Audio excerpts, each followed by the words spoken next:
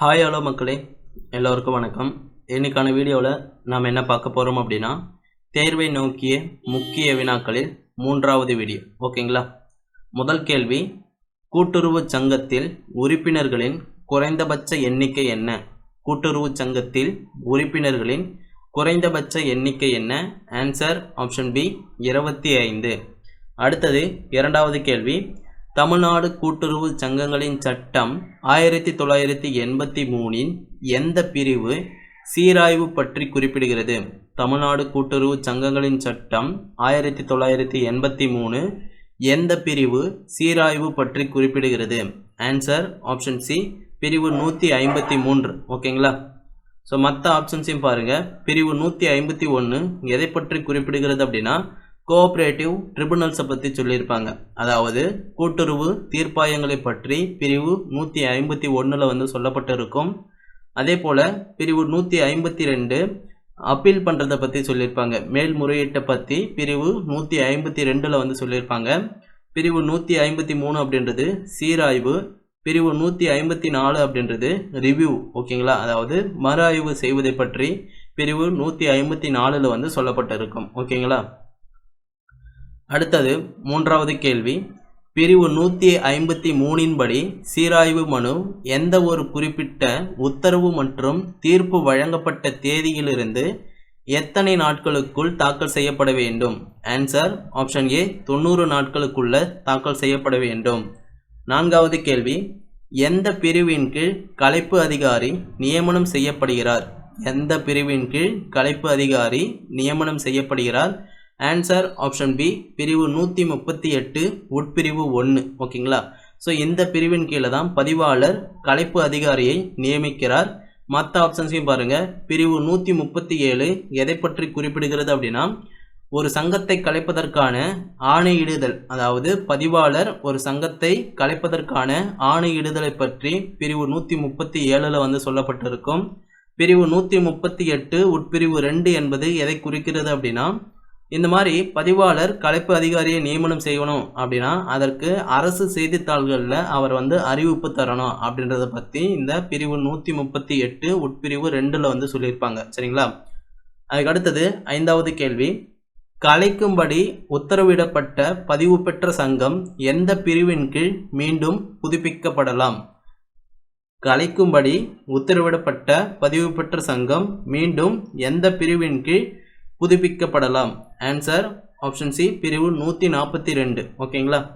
ஆறாவது கேள்வி, நிர்வாக சபை அங்கத்தினர்களுக்கு வழங்க வேண்டிய மதிப்பூதியம் எதற்கு மேல் மிகக்கூடாது? ஆன்சர் ஆப்ஷன் சி 10% மேல் மிகக்கூடாது. டோட்டல் ஹானுரரியம் என்பது 10% மேல் மிகக்கூடாது. ஓகேங்களா? அதாவது பிரிவு 72 நிகர லாப பிரிவினின்படியில் சொல்லியிருப்பாங்க. இந்த மதிப்பூதியம் அப்படின்றது 10% மேலே மிகக்கூடாது அப்படின்னு. ஓகேங்களா? ஏழாவது கேள்வி, பிரிவு 87 எதை பற்றி குறிப்பிடுகிறது? பிரிவு 87 எதை பற்றி குறிப்பிடுகிறது? ஆன்சர் ஆப்ஷன் டி சர்சார்ஜ் தண்ட தீர்வை பற்றி பிரிவு 87 குறிப்பிடுகிறது. மற்ற ஆப்ஷன்ஸை பாருங்கள், அது எந்த பிரிவில் சொல்லியிருக்காங்க அப்படின்றத பார்க்கலாம். இன்கொயரி விசாரணை என்பது எந்த பிரிவில் சொல்லியிருக்காங்க? பிரிவு 81 சொல்லியிருக்காங்க. ஆடிட் என்பது தணிக்கை என்பது பிரிவு 80 சொல்லியிருப்பாங்க. ஆய்வு மற்றும் புலனாய்வு அல்லது ஆய்வு மற்றும் புலன் விசாரணை கூட சொல்லலாம். இது பிரிவு 82 சொல்லியிருப்பாங்க. தண்ட தீர்வை என்பது பிரிவு 87 சொல்லியிருப்பாங்க. ஓகேங்களா? அதுக்கு அடுத்தது எட்டாவது கேள்வி, எந்த பிரிவு விசாரணை மற்றும் ஆய்வு செய்தல் முதலியவை குறித்தான செலவுகள் பற்றி குறிப்பிடுகிறது? எந்த பிரிவு விசாரணை மற்றும் ஆய்வு செய்தல் முதலியவை குறித்தான செலவுகள் பற்றி குறிப்பிடுகிறது? ஆன்சர் ஆப்ஷன் ஏ பிரிவு 85. ஒன்பதாவது கேள்வி, பணிக்கொடை வழங்குதல் சட்டம் இயற்றப்பட்ட ஆண்டு? பணிக்கொடை வழங்குதல் சட்டம் இயற்றப்பட்ட ஆண்டு? Answer option C 1972. அடுத்தது 10வது கேள்வி, கீழ்கண்ட இணைகளில் சரியானதை தேர்வு செய்க. ஆப்ஷன் ஏ பிரிவு 78 பணிக்கொடை நிதின்னு கொடுத்துருக்காங்க. பிரிவு 78 பணிக்கொடை நிதி கிடையாது. பணிக்கொடை நிதியை பற்றி எந்த பிரிவில் சொல்லியிருப்பாங்க? பிரிவு 79 சொல்லியிருப்பாங்க. ஓகேங்களா? பிரிவு 79 கிராஜுவிட்டி ஃபண்டு ஜிஎஃப்னு எழுதிக்கோங்க. அதுக்கு அடுத்தது பிரிவு 79 வருங்கால வைப்பு நிதின்னு கொடுத்துருக்காங்க. இது வந்து தவறானது. வருங்கால வைப்பு நிதி பற்றி எந்த பிரிவில் சொல்லியிருப்பாங்க அப்படின்னா பிரிவு 78 வந்து சொல்லியிருப்பாங்க. பிஎஃப் ஓகேங்களா, பிஎஃப் அமௌண்ட்டுன்னு சொல்லுவாங்கள்ல, ஸோ அதை பற்றி தான் சொல்கிறாங்க. பிஎஃப்னு வந்தால் பிரிவு 78, கிராஜுவிட்டி ஃபண்டு அதாவது ஜிஎஃப்னு வந்தால் 79 ஞாபகம் வச்சுக்கோங்க. அதுக்கு அடுத்தது பிரிவு 83 நிதி உதவி வங்கியால் புத்தகங்கள் ஆய்வு செய்யப்படுதல் பிரிவு 83 வந்து சொல்லியிருக்காங்க. ஸோ இது வந்து கரெக்டு ஓகேங்களா. அது என்ன நிதி உதவும் வங்கி அப்படின்னா, இப்போ ஒரு பேக்ஸுக்கு ஒரு வங்கி நிதி உதவுது அப்படின்னா அந்த வங்கி அந்த பேக்ஸில் இருக்கக்கூடிய புத்தகங்களை ஆய்வு மேற்கொள்ளலாம் அப்படின்றத பற்றி பிரிவு 83 வந்து சொல்லியிருப்பாங்க ஓகேங்களா. அதுக்கு அடுத்தது பிரிவு 89 நிர்வாக சபையை கலைத்தல்னு வந்து கொடுத்துருக்காங்க. இது வந்து தவறானது. சூப்பர் செஷன் அப்படின்றது 88 வரும் ஓகேங்களா. ஸோ இதில் 3மே வந்து தவறு தான். அது என்னென்ன அப்படின்றது சொல்லியிருக்கேன், அது கொஞ்சம் நோட் பண்ணிக்கோங்க. அதுக்கப்புறம் பிரிவு 83 அப்படின்றது நிதி உதவும் வங்கியால் புத்தகங்கள் ஆய்வு செய்யப்படுதல் ஓகேங்களா. 11வது கேள்வி, குறிப்பிட்ட சில சூழ்நிலைகளில் செயலாட்சியர் பணி அமர்த்துதலோடு தொடர்புடைய பிரிவு எது? குறிப்பிட்ட சில சூழ்நிலைகளில் செயலாட்சியர் பணி அமர்த்துதலோடு தொடர்புடைய பிரிவு எது? ஆன்சர் ஆப்ஷன் சி, பிரிவு 89. அடுத்தது 12வது கேள்வி, சங்க துணை விதிகளில் திருத்தம் செய்வது தொடர்பாக தமிழ்நாடு கூட்டுறவு சங்கங்களின் சட்டம் 1983 எந்த பிரிவு குறிப்பிடுகிறது? ஆன்சர் ஆப்ஷன் பி, பிரிவு 11 சங்க துணை விதிகளில் திருத்தம் மேற்கொள்வது பற்றி குறிப்பிடுகிறது ஓகேங்களா. ஸோ இதுவே விதி கேட்டாங்க அப்படின்னா விதி 9 கீழே சங்க துணை விதிகளில் திருத்தம் மேற்கொள்வது பற்றி குறிப்பிடப்பட்டிருக்கும். அடுத்தது 13வது கேள்வி, தமிழ்நாடு கூட்டுறவு சங்கங்களின் சட்டம் 1983 பிரிவு சங்க அங்கத்தினராவதற்கான தகுதிகள் பற்றி குறிப்பிடுகிறது. எப்பிரிவு சங்க அங்கத்தினராவதற்கான தகுதிகள் பற்றி குறிப்பிடுகிறது அப்படின்னா ஆன்சர் ஆப்ஷன் ஏ, பிரிவு 21 ஓகேங்களா.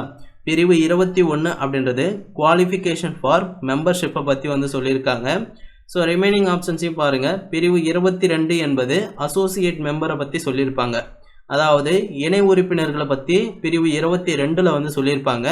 பிரிவு 23 என்பது உறுப்பினர்களின் தகுதியின்மைகள் டிஸ்குவாலிஃபிகேஷன் ஃபார் மெம்பர்ஷிப்பை பற்றி பிரிவு 23 வந்து சொல்லியிருப்பாங்க சரிங்களா. ஸோ இதில் முக்கியமானது என்ன அப்படின்னா இந்த பிரிவு 21 ரொம்ப ரொம்ப முக்கியம். அதுக்கு அடுத்தது 14வது கேள்வி, தமிழ்நாடு கூட்டுறவு சங்கங்களின் சட்டம் 1983 பிரிவு 19 எதை குறிப்பிடுகிறது? ஆன்சர் ஆப்ஷன் ஏ, கோஆபரேட்டிவ் யூனியன் கூட்டுறவு ஒன்றியங்களை பற்றி எந்த பிரிவில் சொல்லியிருக்காங்க? பிரிவு 19 சொல்லியிருக்காங்க. 15வது கேள்வி, பதிவு பெற்ற சங்கத்தின் நிர்வாக சபை கூட்டத்தில் வாக்குகள் சமமாக பிரியும் நேரத்தில் முடிவு வாக்களிக்கும் அதிகாரம் யாருக்கு உண்டு? ஆன்சர் ஆப்ஷன் ஏ, தலைவருக்கு உண்டு. 16வது கேள்வி, தமிழ்நாடு கூட்டுறவு சங்கங்களின் சட்டம் 1983 பிரிவு 36 எதை பற்றி குறிப்பிடுகிறது? பிரிவு 36 டிஸ்குவாலிஃபிகேஷன் அண்டு ரிமூவலை பற்றி வந்து சொல்லியிருக்காங்க. ஆன்சர் ஆப்ஷன் பி ஓகேங்களா.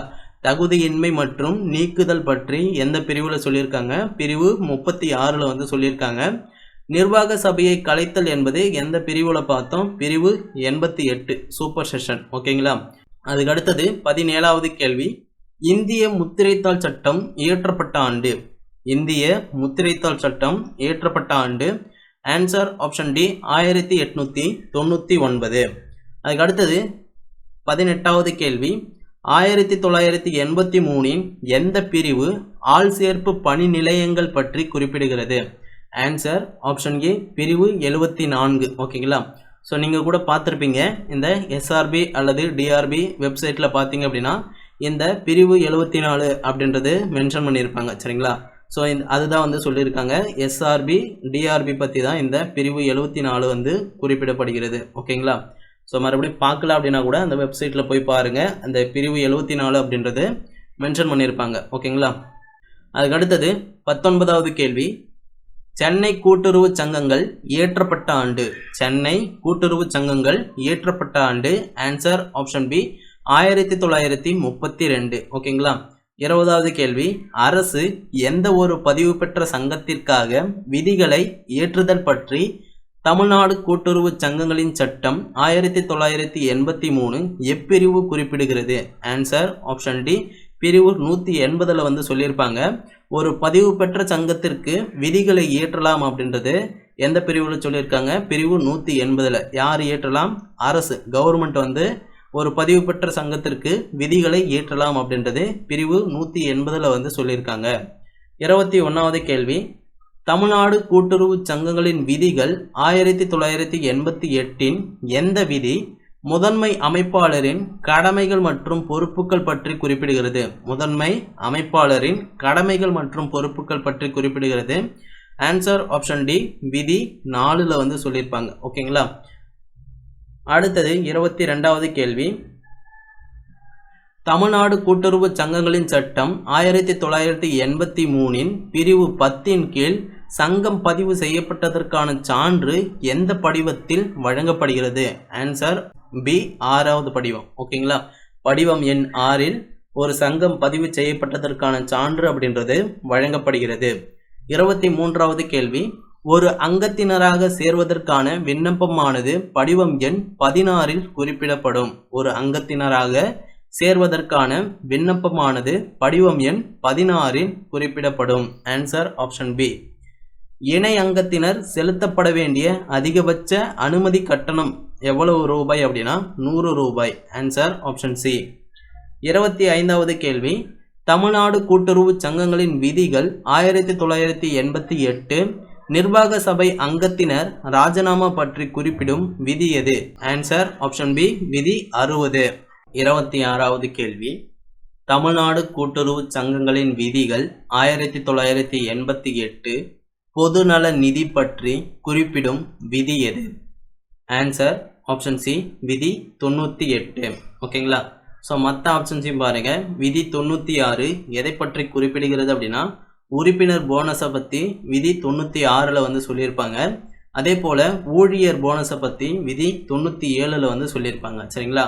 98 பொதுநல நிதி பற்றி சொல்லியிருக்காங்க. அதுக்கு அடுத்தது 27வது கேள்வி, கூட்டுறவு தீர்ப்பாயத்திற்கு செய்யப்படும் மேல்முறையீட்டு கட்டணம் எந்த அட்டவணையின்படி இருக்க வேண்டும்? கூட்டுறவு தீர்ப்பாயத்திற்கு செய்யப்படும் மேல்முறையீட்டு கட்டணம் எந்த அட்டவணையின்படி இருக்க வேண்டும்? ஆன்சர் ஆப்ஷன் சி அட்டவணை 3 படி இருக்க வேண்டும். 28வது கேள்வி, தமிழ்நாடு கூட்டுறவு சங்கங்கள் சட்டம் 1983 ஒழுங்குமுறை விதிகளை அமைக்க அதிகாரம் பற்றி குறிப்பிடும் பிரிவு எது? ஆன்சர் ஆப்ஷன் ஏ பிரிவு 135. 29வது கேள்வி, தமிழ்நாடு கூட்டுறவு சங்கங்கள் சட்டம் 1983 பிரிவு 72 எதை பற்றி குறிப்பிடுகிறது? Answer option D disposal of net profits நிகர லாப பிரிவினையை பற்றி பிரிவு 72 குறிப்பிடுகிறது. அடுத்தது 30வது கேள்வி, கூட்டுறவு இயக்கத்தின் தந்தையாக கருதப்படுபவர் யார்? கூட்டுறவு இயக்கத்தின் தந்தையாக கருதப்படுபவர் Robert Owen. Answer option A. 31வது கேள்வி, தமிழ்நாடு கூட்டுறவு சங்கங்கள் சட்டம் 1983 பணிக்கொடை நிதியை பற்றி குறிப்பிடும் பிரிவு எது? பணிக்கொடை நிதியை பற்றி குறிப்பிடும் பிரிவு 79. ஓகேங்களா. ஜிஎஃப் பற்றி எந்த பிரிவில் சொல்லியிருக்காங்க? பிரிவு 79 சொல்லியிருக்காங்க. பிஎஃப் பற்றி என்ன பிரிவில் சொல்லியிருக்காங்க? பிரிவு 78 வந்து சொல்லியிருக்காங்க. சரிங்களா. ஸோ பிரிவு 80 எதை பற்றி கூறுகிறது? ஆடிட் தணிக்கையை பற்றி பிரிவு 80 வந்து சொல்லும். அதே போல் பிரிவு 81 இன்கொயரி விசாரணை பற்றி சொல்லும். சரிங்களா. அதுக்கு அடுத்தது 32வது கேள்வி, தமிழ்நாடு கூட்டுறவு சங்கங்கள் சட்டம் 1983 பதிவு செய்ததற்கான சான்று பற்றி குறிப்பிடும் பிரிவு எது? பதிவு செய்ததற்கான சான்று பற்றி குறிப்பிடும் பிரிவு எது? ஆன்சர் ஆப்ஷன் சி பிரிவு 10. 33வது கேள்வி, பதிவு பெற்ற எந்த ஒரு சங்கமும் பதிவாளரின் முன் அனுமதியுடன் கூட்டு வாணிபம் மேற்கொள்ள இவற்றுடன் ஒப்பந்தம் செய்து கொள்ளலாம். பதிவு பெற்ற எந்த ஒரு சங்கமும் பதிவாளரின் முன் அனுமதியுடன் கூட்டு வாணிபம் மேற்கொள்ள இவற்றுடன் ஒப்பந்தம் செய்து கொள்ளலாம். Answer option D all the above. ஓகேங்களா. ஸோ மேற்கண்ட எல்லாத்திலுமே வந்து இவங்க ஒப்பந்தம் அப்படின்றது மேற்கொள்ளலாம். அதுக்கு அடுத்தது 34வது கேள்வி, தமிழ்நாடு கூட்டுறவு சங்கங்கள் சட்டம் 1983 கணக்குகளை சங்கத்தினர் ஆய்வு செய்தல் பற்றி குறிப்பிடும் பிரிவு எது? கணக்குகளை சங்கத்தினர் ஆய்வு செய்தல் பற்றி குறிப்பிடும் பிரிவு எது? ஆன்சர் ஆப்ஷன் டி, பிரிவு 27. ஓகேங்களா. 35வது கேள்வி, தமிழ்நாடு கூட்டுறவு சங்கங்கள் சட்டம் 1983 சங்கங்களின் முகவரி பற்றி குறிப்பிடும் பிரிவு எது? சங்கங்களின் முகவரி பற்றி குறிப்பிடும் பிரிவு ஆன்சர் ஆப்ஷன் பி, பிரிவு 37. அடுத்தது 36வது கேள்வி, அங்கத்தினருக்கு ஆதரவளிக்கும் வகையில் தள்ளுபடி தொகையை வழங்க முன் அனுமதி பெறப்பட வேண்டியது யாரிடமிருந்து? அங்கத்தினருக்கு ஆதரவளிக்கும் வகையில் தள்ளுபடி தொகையை வழங்க முன் அனுமதி பெறப்பட வேண்டியது பதிவாளரிடமிருந்து. Answer option B. 37வது கேள்வி, தமிழ்நாடு கூட்டுறவு சங்கங்கள் சட்டம் 1983 சொத்துக்களை தவறாக பயன்படுத்தக்கூடாது என்பதை பற்றி குறிப்பிடும் பிரிவு எது? சொத்துக்களை தவறாக பயன்படுத்துதல் கூடாது என்பதை பற்றி குறிப்பிடும் பிரிவு ஆன்சர் ஆப்ஷன் ஏ, பிரிவு 71. ஓகேங்களா. 38வது கேள்வி, நிகர லாபத்தில் தொகை எதுவும் எஞ்சி இருப்பின் அது செலுத்தப்பட வேண்டியது எங்க அப்படின்னு கேட்டிருக்காங்க. Answer option A, reserve fund, சேம நிதிகளை செலுத்தணும். அதாவது பிரிவு 72 அப்படின்றது நிகர லாப பிரிவினையை குறிக்கும். அதில் 2 விதமான நிதிகள் அப்படின்றது ஒதுக்கீடு பண்ணுவாங்க. ஒன்று கட்டாய ஒதுக்கீடுகள், இன்னொன்று இதர ஒதுக்கீடுகள். ஓகேங்களா. ஸோ இந்த கட்டாய ஒதுக்கீடுகளில் 2 நிதிகளுக்கு ஒதுக்கீடு பண்ணுவாங்க. அது போலவே இதர ஒதுக்கீடுகளில் 8 நிதிகளுக்கு ஒதுக்கீடு பண்ணுவாங்க. ஓகேங்களா. ஸோ இது எல்லாத்துக்கும் ஒதுக்கீடு போனது போக ஏதாவது எஞ்சி இருப்பின், ஈவன் 1 ரூபாய் கூட மீதம் இருந்தது அப்படின்னா அந்த 1 ரூபாவை எங்கே எடுத்துன்னு போகணும் அப்படின்னா ரிசர்வ் ஃபண்டுக்கு எடுத்துன்னு போகணும். சரிங்களா. ஸோ அதுதான் இந்த கொஸ்டினை கேட்டிருக்காங்க. நிகர லாபத்தில் தொகை எதுவும் எஞ்சி இருப்பின் அது செலுத்தப்பட வேண்டியது சேம நிதியில். 39வது கேள்வி, சம்பளம் பெறும் அலுவலர்களில் சேர்க்கப்பட மாட்டாதவர்கள் யார்? தலைவரில் சேர்க்க மாட்டாங்க, துணைத் தலைவரில் சேர்க்க மாட்டாங்க, நிர்வாக சபை உறுப்பினர்களையும் சேர்த்துக்க மாட்டாங்க. ஓகேங்களா.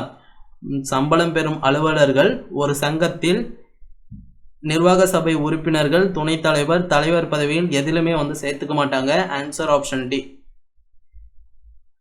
40வது கேள்வி, தமிழ்நாடு கூட்டுறவு சங்கங்கள் சட்டம் 1983 சங்கத்தின் சம்பளம் பெறும் அலுவலர் அல்லது பணியாளரை தற்காலிக பணி நீக்கம் செய்வது குறித்து குறிப்பிடும் பிரிவு எது?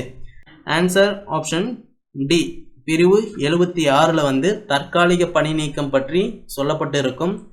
அதுக்கு அடுத்தது 41வது கேள்வி, தமிழ்நாடு கூட்டுறவு சங்கங்கள் சட்டம் 1983 சங்கத்தின் சம்பளம் பெறும் அலுவலர் அல்லது பணியாளரை பணியிலிருந்து நிரந்தரமாக நீக்குவது பற்றி எந்த பிரிவுல சொல்லியிருக்காங்க?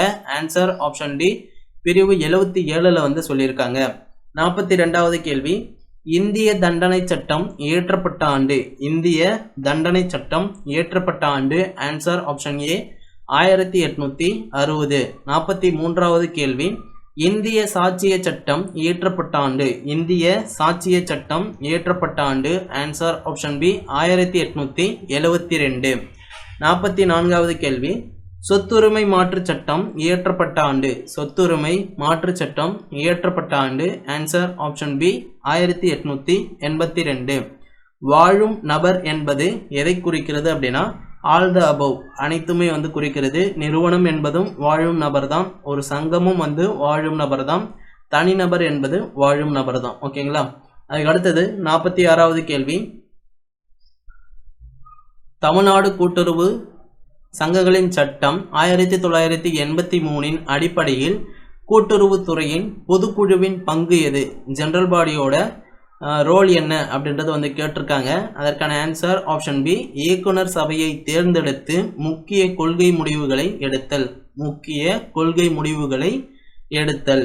47வது கேள்வி, இந்திய ஒப்பந்த சட்டம் 1872 எந்த பிரிவு வர்த்தக கட்டுப்பாடு பற்றி கூறுகிறது? எந்த பிரிவு வர்த்தக கட்டுப்பாடு பற்றி குறிப்பிடுகிறது? ஆன்சர் ஆப்ஷன் ஏ, பிரிவு 27. ஓகேங்களா.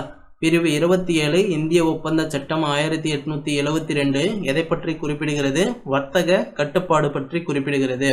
48வது கேள்வி, தமிழ்நாடு கூட்டுறவு சங்கங்கள் சட்டம் 1983 பிரிவு 137 எதை பற்றி விவாதிக்கிறது? பிரிவு 137 பதிவு செய்யப்பட்ட சங்கங்களை கலைத்தல் பற்றி விவாதிக்கிறது. ஆன்சர் ஆப்ஷன் ஏ. 49வது கேள்வி, ஒரு கூட்டுறவு சங்கத்திற்கு தனி அலுவலர் நியமிக்கும் அதிகாரம் யாருக்கு உள்ளது? ஒரு கூட்டுறவு சங்கத்திற்கு தனி அலுவலர் நியமிக்க யாருக்கு அதிகாரம் உள்ளது? ஆன்சர் ஆப்ஷன் சி, கூட்டுறவு சங்கங்களின் பதிவாளர். அடுத்தது 50வது கேள்வி, ஒரு கூட்டுறவு சங்கம் இந்த உச்ச அளவு வரை உறுப்பினர்களின் எண்ணிக்கையை கொண்டிருக்கலாம். ஒரு கூட்டுறவு சங்கம் இந்த உச்ச அளவு வரை உறுப்பினர்களின் எண்ணிக்கையை கொண்டிருக்கலாம். ஆன்சர் ஆப்ஷன் சி, வரையறை இல்லை. ஓகேங்களா? ஸோ மினிமமாக 25 பேர் இருக்கணும்னு சொன்னாங்க. ஆனால் மேக்சிமம் எவ்வளோ அப்படின்றது வந்து சொல்லலை. சரிங்களா? அதுக்கு அன்லிமிட்டெட் வரையறை என்பது இல்லை. ஓகேங்களா? 51வது கேள்வி, தமிழ்நாடு கூட்டுறவு சங்கங்களின் சட்டம் 1983 பிரிவு 21 எதை கூறுகிறது? பிரிவு 21 qualification for membership of society பற்றி சொல்லியிருக்காங்க. Answer option C. ஓகேங்களா?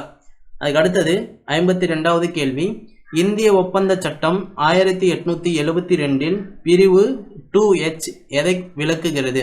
ஆன்சர் ஆப்ஷன் பி, கான்ட்ராக்ட் ஒப்பந்தம் பற்றி விளக்குகிறது. இந்திய ஒப்பந்த சட்டம் ஒப்பந்தத்தை பற்றி எந்த பிரிவில் சொல்லியிருக்கு? பிரிவு 2Hல சொல்லியிருக்கு. அதுக்கு அடுத்தது 53வது கேள்வி, கூட்டுறவு அமைப்பின் முக்கிய மதிப்பான பண்பு எது? டெமோக்ராசி. ஆன்சர் ஆப்ஷன் பி, ஜனநாயக முறை. 54வது கேள்வி, இந்திய ஒப்பந்த சட்டம் 1872 பிரிவு 13 எதை பற்றியது? பிரிவு 13 எதை பற்றியது? ஆன்சர் ஆப்ஷன் பி, சம்மதம். ஓகேங்களா? சம்மதம் பற்றியது. அதுக்கு அடுத்தது 55வது கேள்வி, தேசிய கூட்டுறவு கொள்கையின் 2002ஆம் ஆண்டின் முக்கிய நோக்கம் என்ன? தேசிய கூட்டுறவு கொள்கை 2002 முக்கிய நோக்கம் என்ன? கூட்டுறவுகளின் ஒருங்கிணைந்த வளர்ச்சியை ஏற்படுத்துதல். கூட்டுறவுகளின் ஒருங்கிணைந்த வளர்ச்சியை ஏற்படுத்துதல். Answer option B. 56வது கேள்வி, 1949 வங்கியியல் நடைமுறை சட்டத்தின் எந்த பிரிவு கூட்டுறவு வங்கிகளை பற்றி கூறுகிறது? பேங்கிங் ரெகுலேஷன் ஆக்ட் 1949 எந்த பிரிவு கூட்டுறவு வங்கிகளை பற்றி கூறுகிறது அப்படின்னா ஆன்சர் ஆப்ஷன் ஏ, பிரிவு 11 உட்பிரிவு 1. ஓகேங்களா? அதுக்கு அடுத்தது 57வது கேள்வி, ஒரு கூட்டுறவு சங்கத்திற்கு செயலாட்சியர் நியமிக்க யாருக்கு அதிகாரம் உள்ளது? ஒரு கூட்டுறவு சங்கத்திற்கு தனி அலுவலர் அல்லது செயலாட்சியரை நியமிக்க யாருக்கு அதிகாரம் உள்ளது? ஆன்சர் ஆப்ஷன் ஏ, கூட்டுறவு சங்கங்களின் பதிவாளருக்கு அதிகாரம் உள்ளது. 58வது கேள்வி, தெரிவிப்பை ஏற்றுக்கொள்ளும் ஆள் என்பவர் யார்? வாக்குறுதி பெறுநர். தெரிவிப்பை ஏற்றுக்கொள்ளும் ஆள் என்பவர் யார்? வாக்குறுதி பெறுநர். சட்டத்தினால் அமுல்படுத்த முடியாத உடன்பாடு என்பது செல்லாது. ஆன்சர் ஆப்ஷன் ஏ, சட்டத்தினால் அமுல்படுத்த முடியாத உடன்பாடு என்பது செல்லாது. அடுத்தது 60வது கேள்வி, ஒரு கூட்டுறவு சங்க உறுப்பினருக்கு வழங்கப்படும் அதிகபட்ச பங்கு ஈவுத்தொகை எவ்வளவு? Answer option D, 14%. ஒரு கூட்டுறவு சங்க உறுப்பினருக்கு வழங்கப்படும் அதிகபட்ச பங்கு ஈவுத்தொகை 14%. 61வது கேள்வி, கீழ்கண்டவற்றுள் கூட்டுறவு திட்டமிடுதலுக்கு தூண்டுகோலாக அமைவது எது? கீழ்கண்டவற்றுள் கூட்டுறவு திட்டமிடுதலுக்கு தூண்டுகோலாக அமைவது எது? ஆன்சர் ஆப்ஷன் சி, அரசாங்கம்.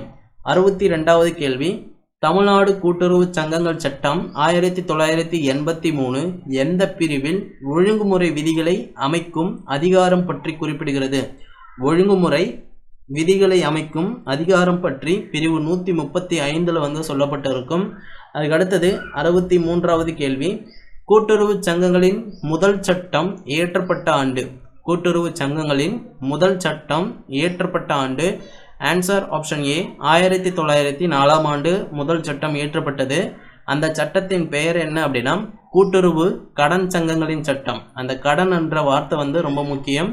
அதுக்கு அடுத்தது 64வது கேள்வி, தமிழ்நாடு கூட்டுறவு சங்கங்களின் சட்டம் 1983 பிரிவு டேஷ் சங்க உறுப்பினர்களுக்கு வாக்கு பற்றி தெரிவிக்கிறது. ஓகேங்களா? எந்த பிரிவில் சங்க உறுப்பினர்களுக்கு வாக்களிக்கும் உரிமை பற்றி தெரிவிச்சிருக்கு அப்படின்னா பிரிவு 26. ஓகேங்களா? Answer option C.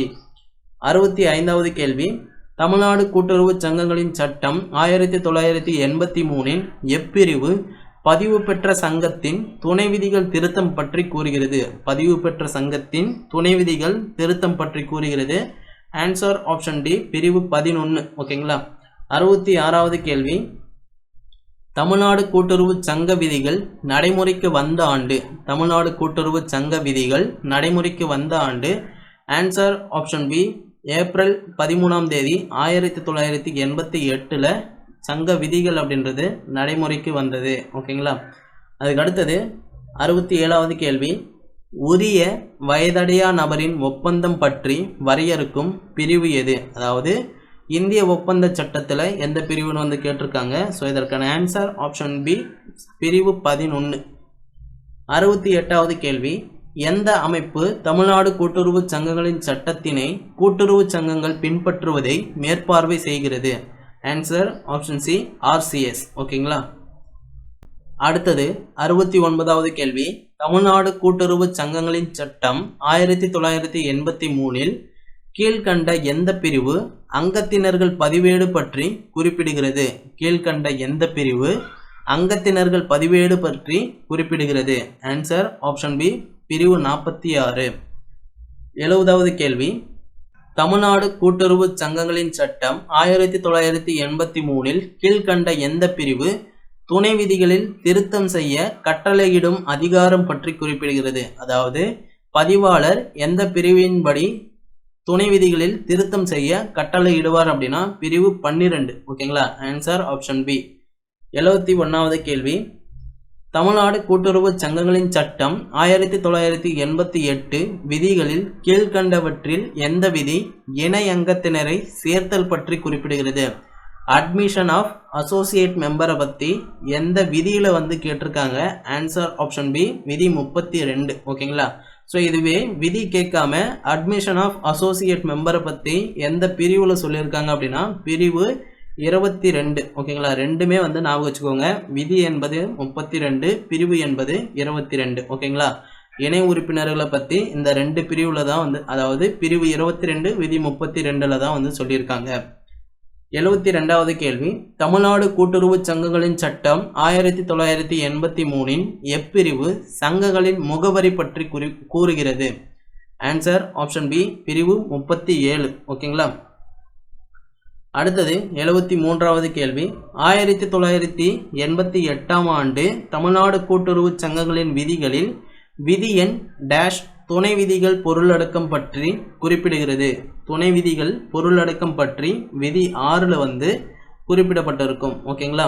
அதுக்கு அடுத்தது 74வது கேள்வி, கூட்டுறவு சங்கங்களில் எல்லா உறுப்பினர்களும் சமம்? கூட்டுறவு சங்கங்களில் எல்லா உறுப்பினர்களும் சமம். 75வது கேள்வி, 1983ஆம் ஆண்டு தமிழ்நாடு கூட்டுறவு சங்கங்களின் சட்டம் பிரிவு 82 கீழ் செய்யப்படுவது என்னன்னு கேட்டிருக்காங்க. Answer option D, inspection and investigation. ஓகேங்களா. பிரிவு 81 கீழே மேற்கொள்ளப்படுவது விசாரணை, பிரிவு 80 கீழே மேற்கொள்ளப்படுவது தணிக்கை. ஓகேங்களா. இது வந்து ஆய்வு மற்றும் புலன் விசாரணை அப்படின்றது 82, புத்தகங்களின் ஆய்வு அப்படின்றது 83. ஓகேங்களா. 76வது கேள்வி, தமிழ்நாடு கூட்டுறவு சங்கங்களின் விதிகளில் 1988இன் எந்த விதி சங்க உறுப்பினர்களை நீக்குவது பற்றி குறிப்பிடுகிறது? சங்க உறுப்பினர்களை நீக்குவது பற்றி விதி 35 வந்து சொல்லப்பட்டிருக்கும். அதுக்கு அடுத்தது 77வது கேள்வி, தமிழ்நாடு கூட்டுறவு சங்கங்களின் சட்டம் 1983இல் தகராறுகள் டிஸ்பியூட்ஸை பற்றி எந்த பிரிவில் சொல்லியிருக்காங்க? ஆன்சர் ஆப்ஷன் பி, பிரிவு 90 வந்து சொல்லியிருக்காங்க. அதுக்கு அடுத்தது 70வது கேள்வி, பல மாநில கூட்டுறவு சங்க சட்டம் திருத்தி அமைக்கப்பட்ட ஆண்டு? முதல்ல multi state cooperative societies act வந்து எப்போ கொண்டு வந்தாங்க அப்படின்னா 1942 first multi unit cooperative societies act அப்படின்னு வந்து ஒரு ஆக்ட் வந்து கொண்டு வராங்க. அது வந்து 1942. ஓகேங்களா. ஸோ மறுபடியும் இந்த சட்டம் வந்து எப்போது திருத்துறாங்க அப்படின்னா 1984 வந்து திருத்துறாங்க. மறுபடியும் 2002 இந்த cooperative multi state cooperative societies ஆக்டை வந்து திருத்தி அமைக்கிறாங்க. சரிங்களா. ஸோ இங்கே இதற்கான ஆன்சர் ஆப்ஷன் ஏ தான். அடுத்தது 79வது கேள்வி. மத்திய அரசு தேசிய கூட்டுறவு கொள்கையை அறிவித்த ஆண்டு. மத்திய அரசு தேசிய கூட்டுறவு கொள்கையை அறிவித்த ஆண்டு. Answer option B 2002. நுண்ணிய கடன் உதவி திட்டம் இந்தியாவில் கொண்டு வரப்பட்ட ஆண்டு. நுண்ணிய கடன் உதவி திட்டம் இந்தியாவில் கொண்டு வரப்பட்ட ஆண்டு. Answer option C 1992. 81வது கேள்வி. கூட்டுறவு இந்திய அரசியலமைப்பின் எத்தனாவது அட்டவணையில் இணைக்கப்பட்டுள்ளது? கூட்டுறவு இந்திய அரசியலமைப்பின் டேஷ் அட்டவணையில் இணைக்கப்பட்டுள்ளது. ஆன்சர் ஆப்ஷன் சி 7வது அட்டவணையில் இணைக்கப்பட்டுள்ளது. அதுக்கடுத்தது 82வது கேள்வி. சங்கங்களை பிரிப்பது மற்றும் ஒருங்கிணைப்பது பற்றி விவரிக்கும் பிரிவு எது? சங்கங்களை பிரிப்பது மற்றும் ஒருங்கிணைப்பது பற்றி விவரிக்கும் பிரிவு எது? ஆன்சர் ஆப்ஷன் பி பிரிவு 13. அடுத்தது 83வது கேள்வி.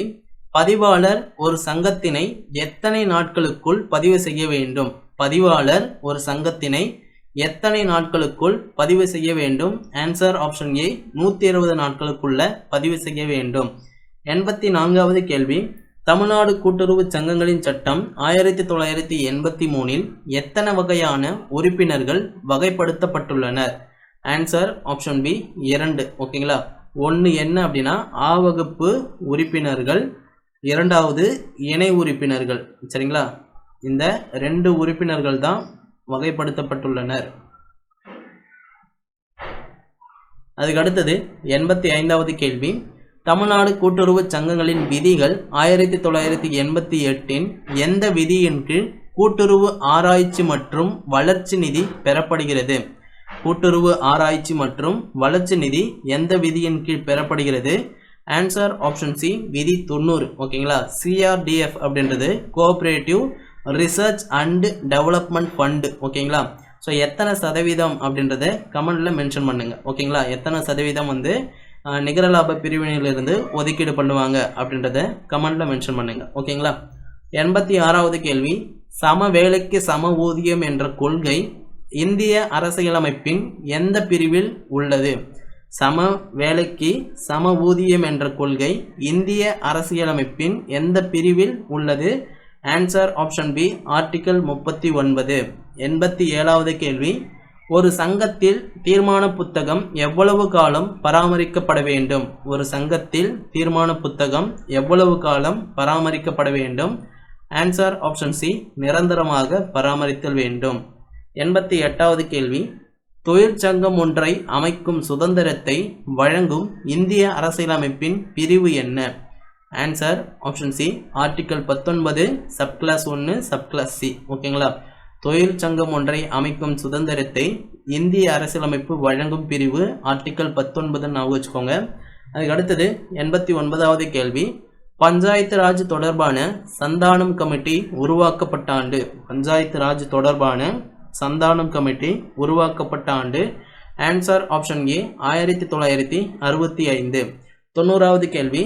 சங்கம் ஒன்றின் பொதுப்பேரவை கூட்டம் நிதியாண்டு முடிந்த டேஷ் மாதங்களுக்குள் கூட்டப்பட வேண்டும்.